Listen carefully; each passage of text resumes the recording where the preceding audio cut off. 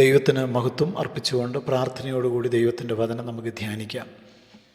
നമ്മുടെ കർത്താവ് ഒരുപാട് കാര്യങ്ങൾ ഈ ലോകത്തിൽ തന്നെ അനുഗമിച്ച ശിഷ്യന്മാരോട് പറഞ്ഞിരുന്നു. ചിലർക്കൊക്കെ കാര്യങ്ങൾ മനസ്സിലായി എന്ന് പറയുന്നതിനേക്കാൾ നല്ലത് വെളിപ്പെട്ടു എന്നാണ്. എന്നാൽ പലർക്കും യേശു കർത്താവിൻ്റെ വാക്കുകളെ ഗ്രഹിപ്പാൻ കഴിഞ്ഞില്ല. അതിന് അവർ വളരെ പ്രയാസപ്പെട്ടിരുന്നതായിട്ട് നമുക്കനേക വേദഭാഗങ്ങൾ പഠിക്കുമ്പോൾ മനസ്സിലാവും. യോഹന്നാൻ്റെ സുവിശേഷം 3-ാം അധ്യായം സ്വർഗീയമായ സത്യങ്ങളുടെ കലവറയാണ്. എന്നാൽ ഇസ്രായേലിൻ്റെ ഉപദേഷ്ടാവായിരുന്ന നിക്കോദീമോസിനോട് പോലും സ്വർഗീയ സത്യങ്ങളുടെ കലവറ തുറന്നുകൊടുത്ത് അവനെ ആത്മീകമായ അനുഭവത്തിലേക്ക് നടത്തുവാൻ കർത്താവ് ശ്രമിക്കുമ്പോൾ നിക്കോദീമോസിന് അതൊന്നും മനസ്സിലാകാതെ പോകുന്നു എന്നുള്ളത് യോഹന്നാൻ്റെ സുവിശേഷം 3-ാം അധ്യായം നമുക്ക് പഠിക്കുമ്പോൾ മനസ്സിലാവും. വീണ്ടും ജനനത്തെക്കുറിച്ചുള്ള യേശുക്രിസ്തുവിൻ്റെ പഠിപ്പിക്കലുകൾ നിക്കോദീമോസിന് ഒട്ടും മനസ്സിലാകുന്നില്ല.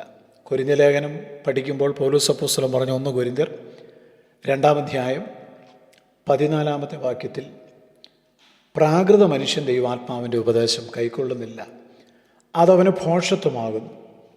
ആത്മീയമായി വിവേചിക്കേണ്ടതാകിയാൽ അതവന് ഗ്രഹിപ്പാൻ കഴിയുന്നതുമില്ല.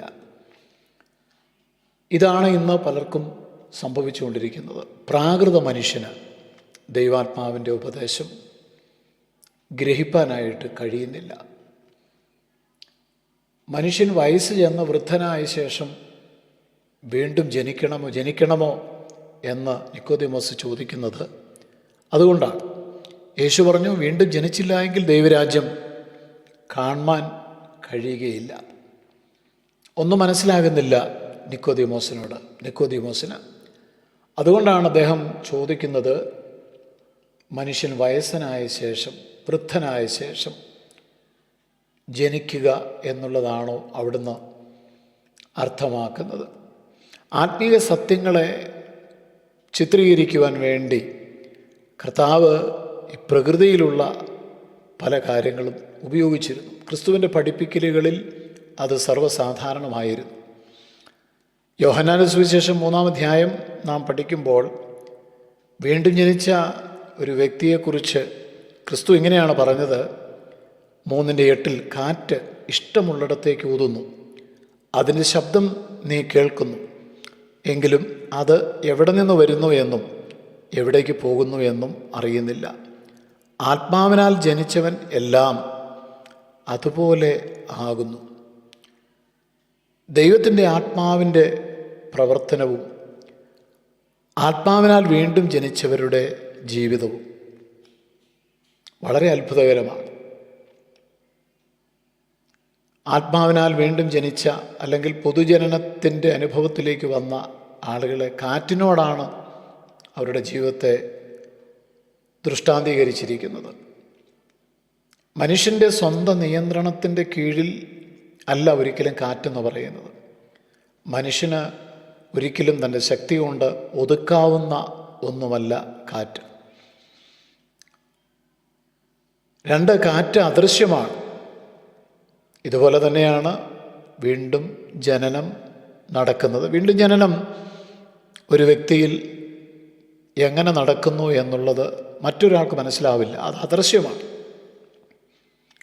എന്നാൽ രക്ഷിക്കപ്പെട്ടവരുടെ ജീവിതത്തിൽ അവർ രക്ഷിക്കപ്പെട്ടു എന്നുള്ളതിൻ്റെ അടയാളമായി ചില ഫലങ്ങൾ കാണുവാൻ കഴിയും. ഒരുവൻ രക്ഷിക്കപ്പെടുന്നതോടെ, വീണ്ടും ജനിക്കുന്നതോടെ, കെടുന്ന ബീജത്താലല്ല കെടാത്തതും നിലനിൽക്കുന്നതുമായ ദൈവവചനത്താൽ വീണ്ടും ജനിക്കുന്നതോടുകൂടി അവൻ്റെ ജീവിതത്തിന് മാറ്റം സംഭവിക്കും. മുമ്പ് അവൻ താലോലിച്ചുകൊണ്ടിരുന്ന, സ്നേഹിച്ചുകൊണ്ടിരുന്ന അവൻ്റെ പാപപ്രവൃത്തികളെ ഇപ്പോൾ അവൻ വെറുക്കാൻ ആരംഭിക്കുന്നു. മുമ്പ്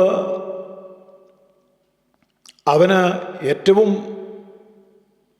ദേഷ്യമുണ്ടായിരുന്ന ആത്മീക കാര്യങ്ങൾ ഇപ്പോൾ അവന് ഏറ്റവും പ്രിയപ്പെട്ടതായിട്ട് മാറുന്നു.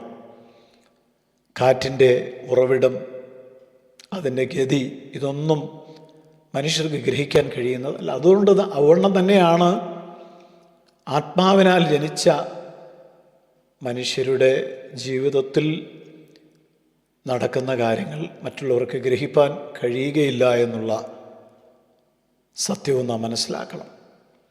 ദൈവാത്മാവിൻ്റെ പ്രവർത്തനം അത്ഭുതകരമാണ്. വീണ്ടും ജനനം അത് കാറ്റുപോലെയാണ്. പൊതുജനനം അത് എപ്പോൾ, എവിടെ, ആരിൽ, എങ്ങനെ സംഭവിക്കും എന്ന് ആർക്കും പ്രവചിക്കാൻ സാധിക്കത്തില്ല. കാരണം കാറ്റ് എപ്പോൾ വരും, എങ്ങനെ വരും, എവിടെയായിരിക്കും എന്നൊന്നും ആർക്കും പ്രവചിപ്പാൻ സാധ്യമല്ലാത്തതുപോലെ ഒരു വ്യക്തിയിൽ നടക്കുന്ന വീണ്ടും ജനനവും അതിൻ്റെ അനന്തരഫലങ്ങളും എപ്പോഴാണ്, എവിടെയാണ്, ആരിലാണ്, എങ്ങനെയാണ് സംഭവിക്കുന്നത് എന്ന് ലോകത്തിലുള്ള ഒരു മനുഷ്യർക്കും പ്രവചിപ്പാൻ സാധ്യമല്ല എന്നുള്ള ക്രിസ്തുവിൻ്റെ പഠിപ്പിക്കലുകൾ ഗ്രഹിപ്പാനായിട്ട് നിക്കോദീമസിന് കഴിഞ്ഞില്ല. പലർക്കും ഇന്നും അത് സാധിക്കുന്നില്ല എന്നുള്ളതല്ലേ സത്യം. അതുകൊണ്ട് ദൈവിക വെളിപ്പാടുകൾ ഗ്രഹിപ്പാനുള്ള മനസ്സ് ദൈവം നമുക്ക് നൽകട്ടെ. വചനത്തിൻ്റെ വെളിപ്പാടുകൾ നമുക്ക് നൽകട്ടെ. നമുക്കാവശ്യം വചനത്തിൻ്റെ വെളിപ്പാടുകളാണ്, ജഡരക്തങ്ങളല്ല. പത്രോസേ, നിനക്കിത് വെളിപ്പെടുത്തിയത് സ്വർഗസ്ഥനായ പിതാവാകുന്നു എന്നുള്ള യേശുവിൻ്റെ പ്രസ്താവന നമുക്ക് ഓർക്കാം. ദൈവം നമുക്ക് സ്വർഗീയമായ കാര്യങ്ങൾ വെളിപ്പെടുത്തട്ടെ. കർത്താവേ, അങ്ങയുടെ വചനം ഞങ്ങൾക്ക് വെളിപ്പെടുത്തണമേ. വചനം കേട്ട് അനുസരിച്ച് ജീവിപ്പാൻ കൃപ നൽകണം. ക്രിസ്തുയേശുവിൻ നാമത്തിൽ തന്നെ. ആമേൻ.